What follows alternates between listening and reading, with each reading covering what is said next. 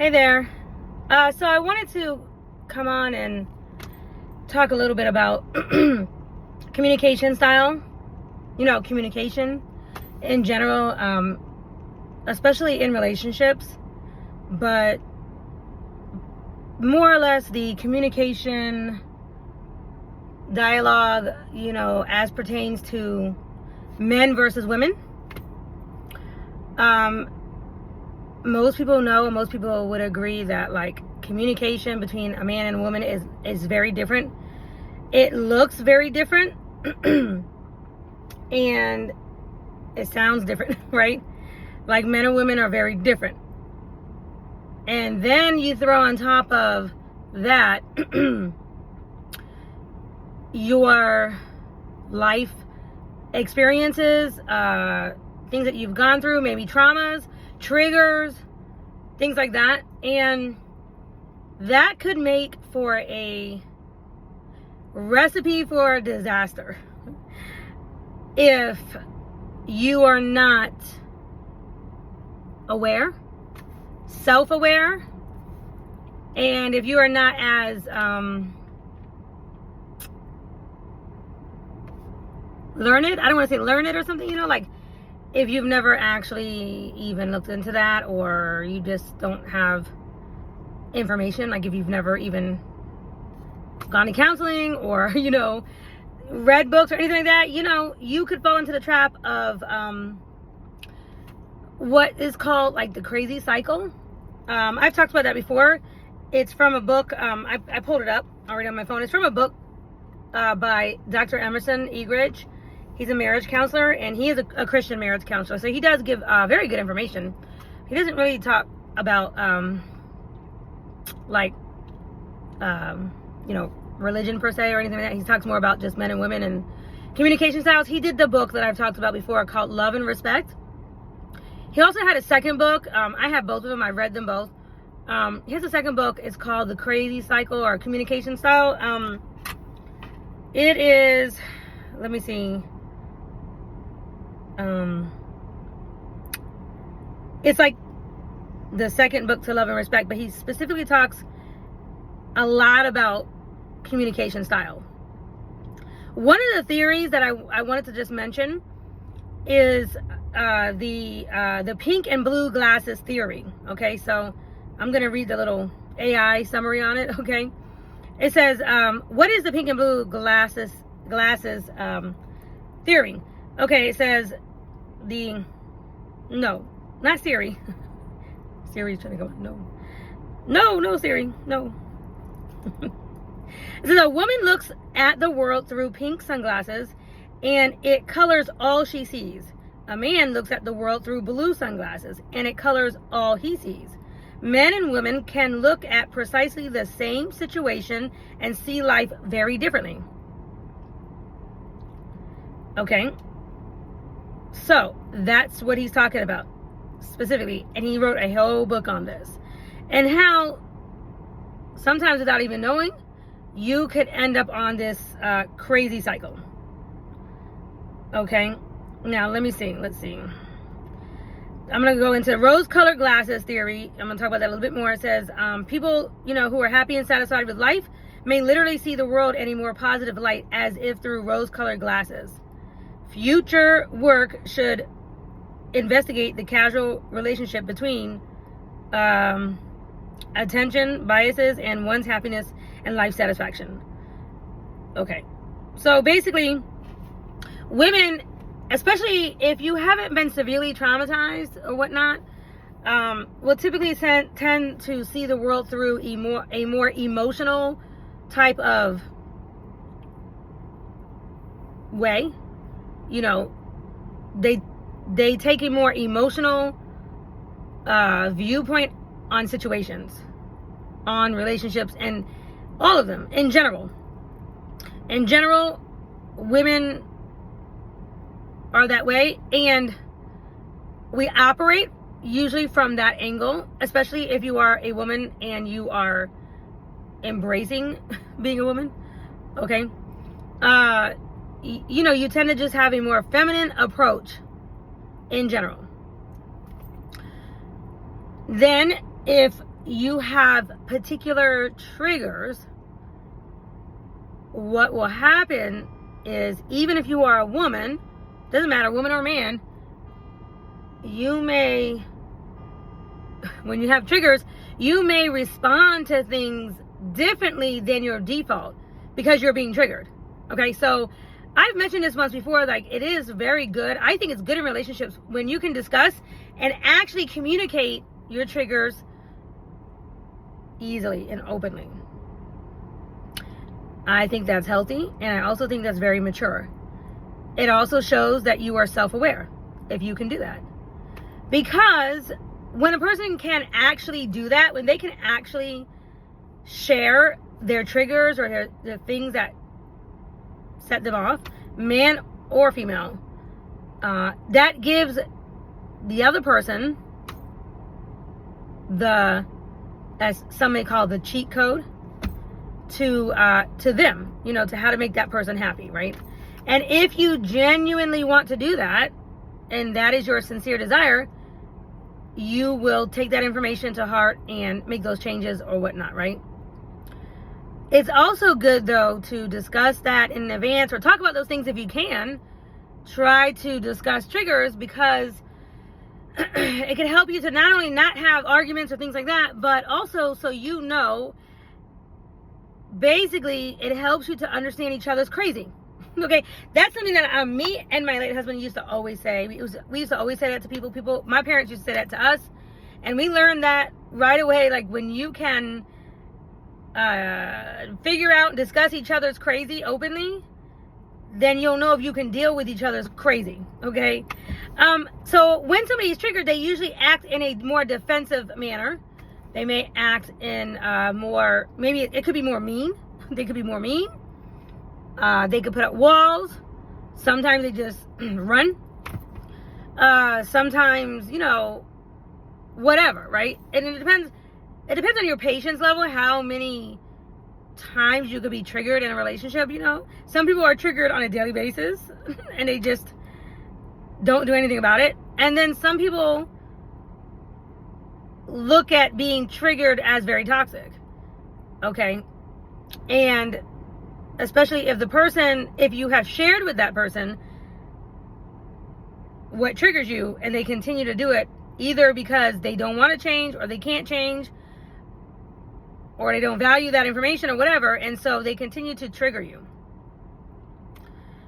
And depending on your patience level, that will decide, basically, you know, like, how much of that do you want to take? Like, how much of that toxic or whatever, maybe it's not even toxic, it just could be personal to you. How much of that do you want to take before you decide that the relationship is not healthy for you? Okay? Now, everybody is so different with this. It's literally, you know, there is no handbook for this. It is literally a trial and error basis. Okay? The thing is that usually as you get older and have gone through several relationships, what will happen is you will tend to hear the same thing over and over and over again. Okay? So for example, like, I have been told my entire life from my parents and down to this day by many people that, you know, I talk fast. This is not anything new. This is literally like, this has been my Achilles heel, if you want to say. But also something I've had to continuously work on, because I am a fast talker and I always have a lot to usually communicate, because I'm a communicator in general. Okay, and so a lot of times you'll hear the same thing over and over and over again, and usually when you do, or when that happens, it's like you can understand, okay, that there must be some truth to what you are hearing if it's repeated. If you have been told that you speak in a condescending way and that triggers your partners, or you are passive aggressive and that triggers your partner, or let's say you know, your partner tries to talk to you in an emotional way and ask you an emotional question or something, and you respond with a question which is a little passive aggressive and kind of avoidant, and you know that's a trigger for your partner, and she has shared that with you, like, you have to quit doing that, okay, or whatever, then, you know, literally there might be some truth to it if you're being told these things over and over and over again, right? Anyway, so in that book, though, I wanted to find, there was a particular, okay, yeah, he talks about the pink and blue, not wrong, just different. So you can actually look this up on YouTube. I'm gonna try to link it at some point. You know, I'll go back in and link it in the video, because this is really good information that you can use in, like, relationships, okay? Now, because I'm trying to find, I should have looked this up before. There was a particular point when he talks about getting on the crazy cycle. Let me type that in, because, you know, that's the point that I really wanted to talk about.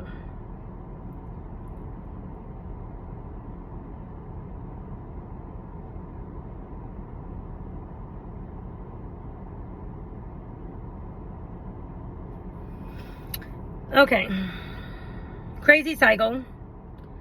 Okay, so this is by the same author, the same book. Okay, it says it is a pattern of negative interaction in relationships where a lack of love from one spouse leads to a lack of respect from the other spouse, which in turn leads to further unloving behavior, perpetuating the cycle. The cycle is often driven by unmet needs for love and respect, leading to negative reactions and a sense of misery.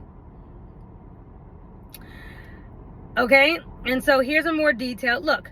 The crazy cycle highlights how a lack of love from a husband or partner can cause a wife or girlfriend, whatever, to react with disrespect or put her defenses up, and how that perceived disrespect by him can then lead him or the husband or boyfriend, whoever, to act in an unloving way, creating a repeating loop.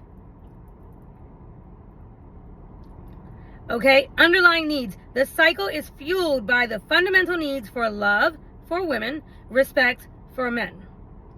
Consequences. Couples caught in this cycle often experience increased tension, resentment, emotional distance, and a sense of being stuck.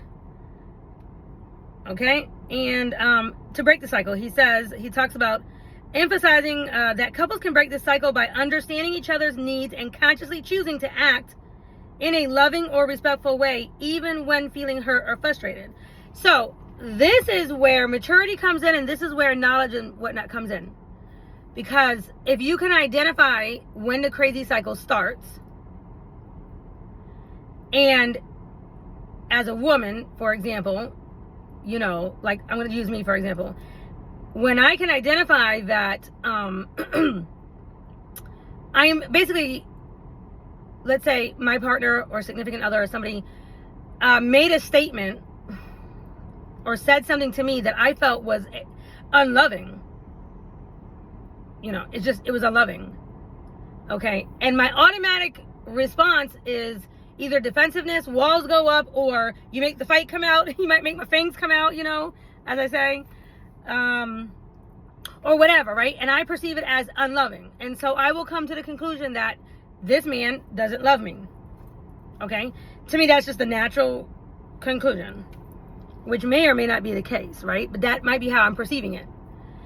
And with him not even realizing maybe that what he has said has touched on something or triggered you or was severely unloving in some sort of way, void lack of love, and him not even understanding that he did that to you, right? Might perceive your automatic response as an act of disrespect, or even just maybe just too much emotion to handle, like, you know, just too much. And of course, every man is different. A lot of it always has, I always feel a lot of this has to do with the way you were raised. If you were raised in a very loud household with a lot of drama, a lot of traumatic, or a lot of, you know, people just talking loud in general, like, you know, people that tend to be from up north tend to be a little bit more of a, you know, loud talking. Certain cultures are usually a little bit more loud talking or whatever. We talk with our hands, you know what I'm saying? Like this. Okay. Stuff like that can be a lot of energy for some people who were not raised that way to be able to handle. They may perceive a response to be a bit disrespectful or just overwhelming in general.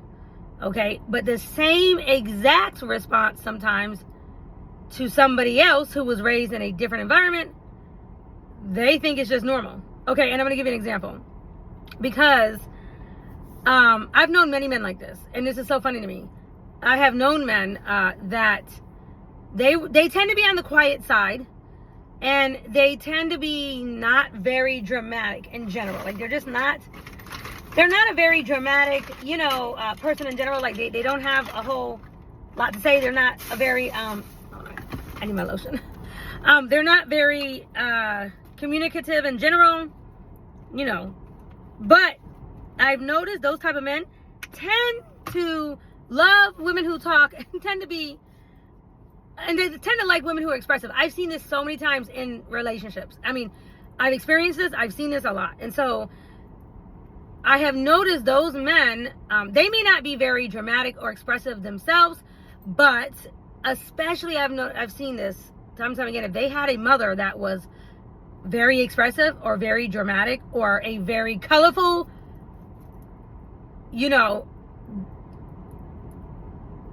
expressive type of person, they will tend to be drawn to that type of thing.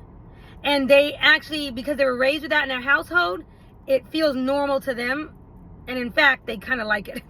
I've been told, I've literally had men that have said to me, and I've seen them say, it was like free entertainment. Like these type of men, they like to watch like the reality shows. They like to see all the drama, all the energy and stuff, They, I remember this is a long time ago, but I had this one guy say to me, he was like, he was taking me somewhere, I don't know, we got in the car and he said, okay, turn it on. I said, turn what on? He said, all your drama talking. I was like, okay. Yeah, he was like, yeah, I'm ready. I was like, oh, okay. You got your popcorn? He was ready for his entertainment, basically. Like, he wanted me to start doing all my crazy talk, right? But it was just funny because I have literally known many of men like that, right? And, but then if you were the type of person or type of guy or whatever who wasn't raised with a mother like that, or that wasn't in your household or in your culture, whatever, it wasn't like that for you, the same exact type of expression or whatever is just too much, and you could perceive it as, just too much, overwhelming, or just, mouthy, loud, defensive, all this kind of stuff, like whatever, right? And it might actually be the same exact expressions, like it might just be the same, but literally taken differently by different men, or different people, like, or whatever. So even like, let's say, for example, I could say something that coming out of my mouth as a female or as a feminine would be taken as witchy, but the same expression, maybe even said the same way from a man, would just be taken as firm. Okay. And again, a lot of things like that you just can't fight, because what triggers men and women, what triggers each person is different. The key is understanding each other's triggers, identifying them, and deciding if you want to live with them. It's like I look at it as like this, right? Like every woman, every man comes with a closet full of clothes, right? You have your own clothes, whatever you wear, right? And in this closet, there's, shoes. Sorry, that's mosquito. There's shirts and shoes or whatever, right? And each shirt, though, that's hanging up, you can literally, in your mind, look at each shirt as a different, boy, I can't kill this mosquito. I don't want him to bite me. Anyway, you can look at each shirt as a different experience. Okay? Or, let's say each pair of shoes is a trigger. Okay? And each shirt is a different experience. And maybe each pair of pants is a different bad experience or good experience, right? But no matter what, inside the closet is going to be a wardrobe full of different things than what you have. Okay, so me as the woman, I have XYZ in my closet or whatever, and all these different things. And you as a husband or a man or boyfriend or whatever, you have in your closet a totally different wardrobe. And every time you pull one out, it may make you have a memory of something good or bad, right? Or it represents something like that. But no matter what, we all have a closet. Okay, and I'm not talking about coming out of the closet stuff. I'm not talking about that. I'm just saying we all have a closet full of experiences. Some people have a closet full of demons, secrets, lies, and all kinds of deceit and stuff. And I'm not talking about that. That's not the video for that. Okay, but we all come with, regardless, a closet full of experiences, life experiences, good or bad, triggers, or things. And just like you have triggers that trigger you into a negative state, or trigger you into a defensive state, or want to put your walls up, or you feel like you're suffocating, okay, or you feel like you want to run, just in the same way, there are triggers for good. There are some triggers that trigger the soothing of your nervous system. Okay, so there are some expressions or some things, that someone could either say to you or, that evoke a certain feeling that will trigger a sense of either closeness, loyalty, love, commitment, respect, love, and calm and soothing, like a soothing of the nervous system. Like when you're younger and you go through a lot of maybe relationship drama in relationships or ups and downs and crazy stuff or whatever, or maybe you're even, in your 40s and 50s or whatever, 60s or whatever, and you're still dealing with drama, ups and downs and everything, you haven't learned. You haven't learned from your experiences. There should be a learning curve that happens through these experiences. You can only do that if you have a sense of curiosity, if you have a sense of humility, and really likely if you're a prayerful person and you have a desire to also please God.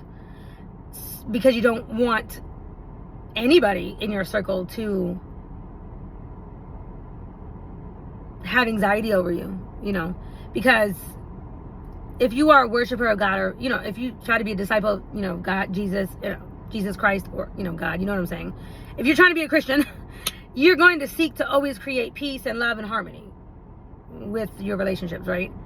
But in general, even if not, if you have a learning curve about yourself, right, you'll learn from some of your past experiences, okay? You'll grow, or you'll add more shirts or more pants to your closet, right? And you can learn from them. You can learn from each one of those. And that really should be the goal, okay? So that you can break the cycle, right? Because the goal is to not, you don't want your partner to feel unloved and, or you don't want your partner to feel disrespected, right?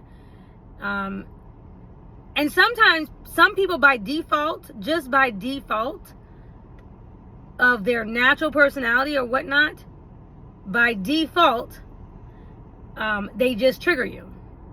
Or you might find it difficult to communicate to somebody because your natural communication style is either overwhelming or triggering to the other person. And maybe as well, theirs might feel the same way to you. And what will happen is you will feel like you are always having to jump through hula hoops, and do mental gymnastics whenever you communicate with that person, which will feel, in turn, after a while, will feel very hard, tiring, and miserable because of feeling confined and not being able to actually be yourself. Now, I'm not talking about like if you are learning how to just not talk disrespectful, or if you're just learning, or if you're, trying to be better at being more patient or talk slower or even talk quieter, because we all have different voices and different styles and stuff, right? So, but I'm not really talking about that per se, but just in general, your natural communication style may just naturally trigger somebody else, right? And you just might be going back and forth, and it may be a constant feeling, and you're not ever getting or feeling a sense of calm, soothing, soft place to land in each other.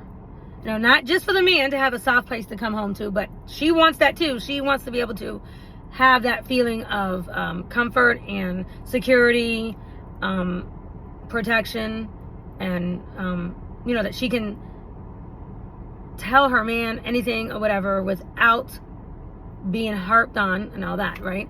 And just like him, he wants to be able to come home and probably share his day or whatever and know that he's going to be understood. Okay. Anyway, sometimes though, just naturally by default, you don't, you can literally kind of not have a match, like. And I say this because I've experienced this in the past. I've experienced this before in the past where two people were just, it's like, again, like I said, you have to like put on your suit of armor and jump through hula hoops and do mental gymnastics. And, the conversation, what I'm trying to say is, for example, when let's say two people are upset. And I remember this is how my parents argued most of the time. This is how I saw my parents argued. Let's say if my mom was getting upset or my dad was getting upset, it would be like this. Babe, honey.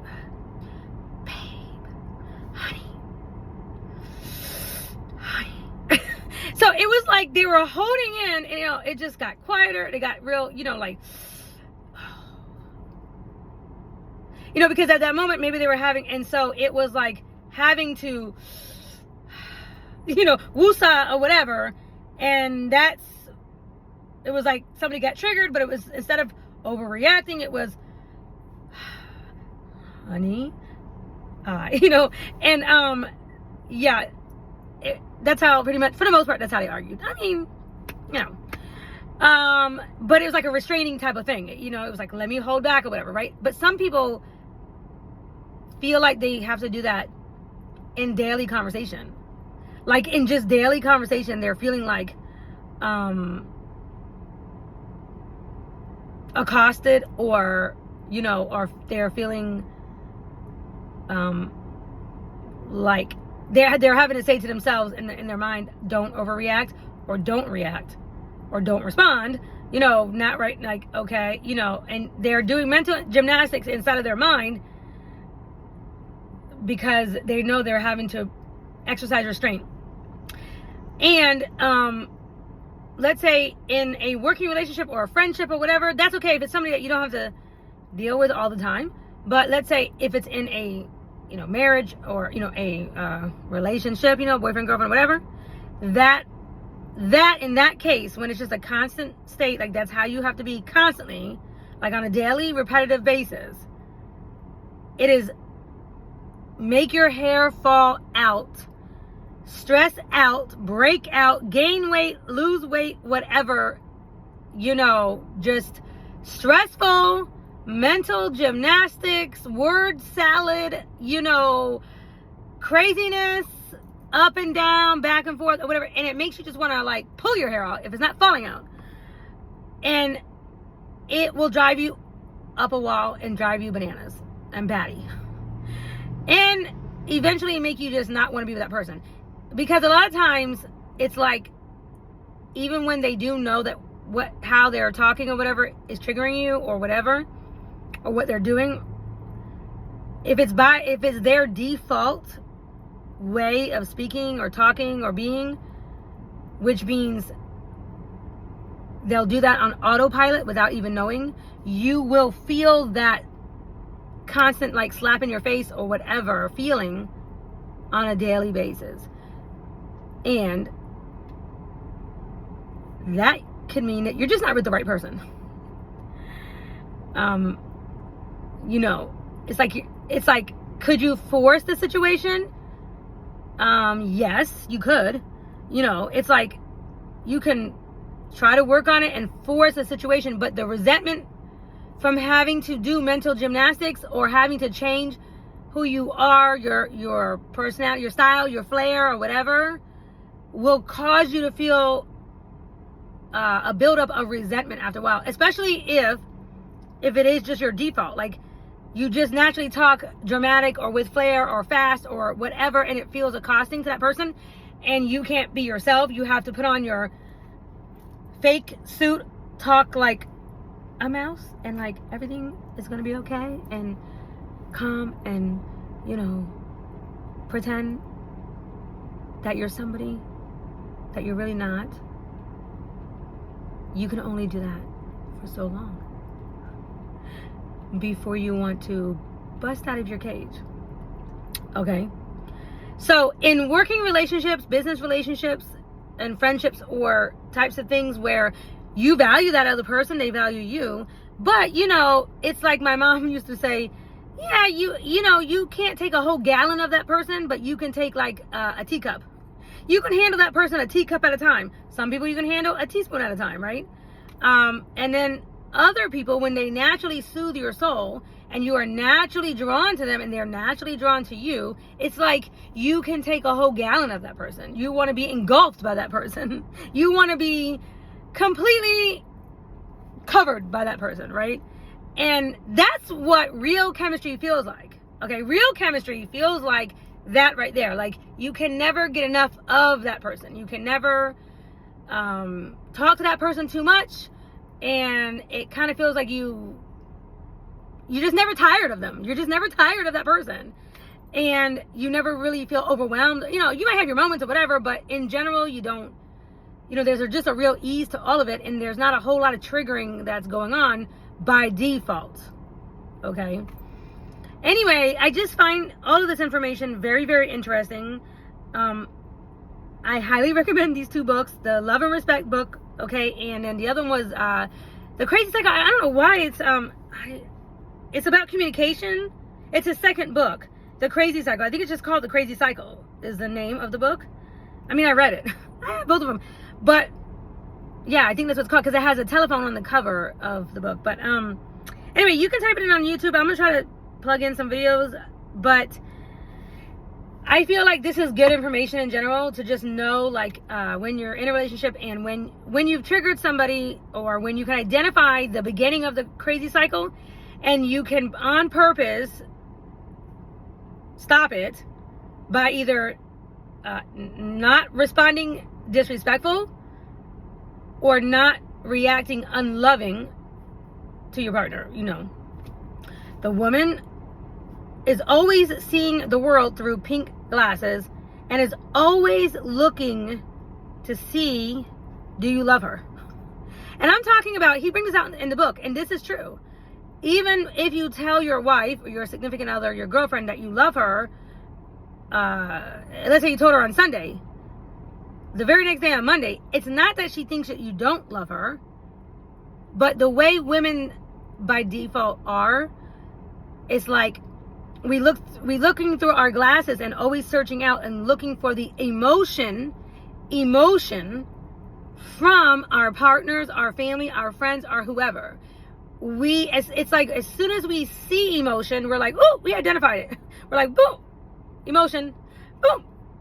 He loves me. She loves me, right?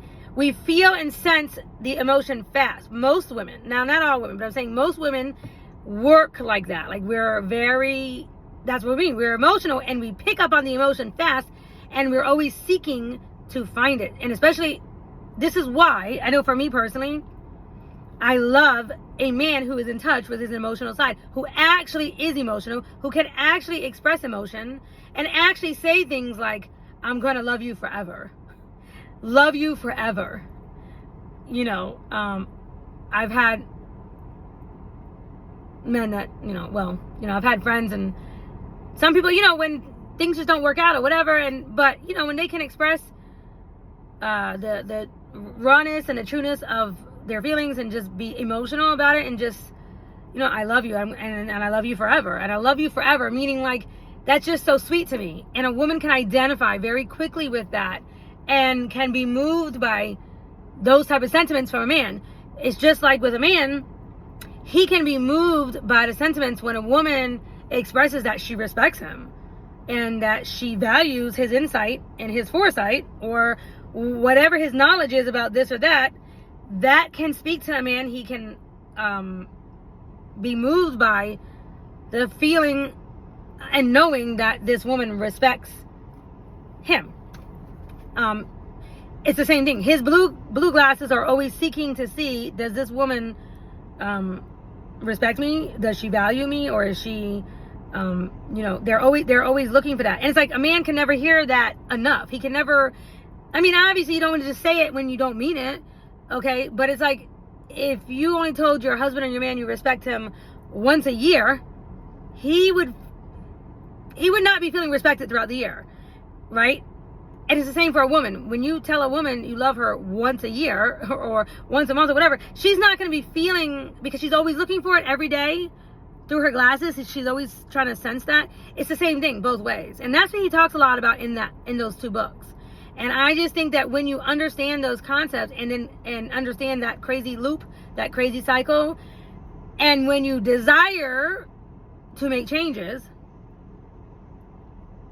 like you have a desire, and you have a want, like, the goal is to stay together or be together or whatever. And I get it. What do you say? Sometimes relationships just go bad. Meaning like sometimes men just do too much. They just do the most or whatever. And some women, it's like, you can't come back from everything, right? You can't cheat on somebody 50 million times and expect their heart to not be, like, beat up like a piece of hamburger patty, right? No, eventually at some point somebody has to put their foot down and just be like, okay, yeah, maybe you love me, maybe you don't, I don't know, but I just can't hear anything you have to say. Sometimes you just get to a point where it's just too much, too far, too gone. Like, it's just start over with somebody else with what you learned, with your clothes that you got in your closet and all the experiences, right? And create a new outfit, right?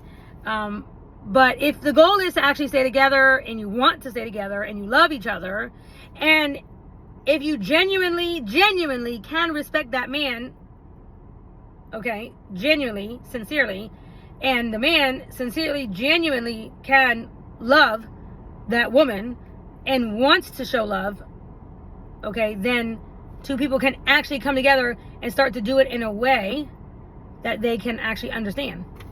Okay? Anyway, that's it for now. Bye.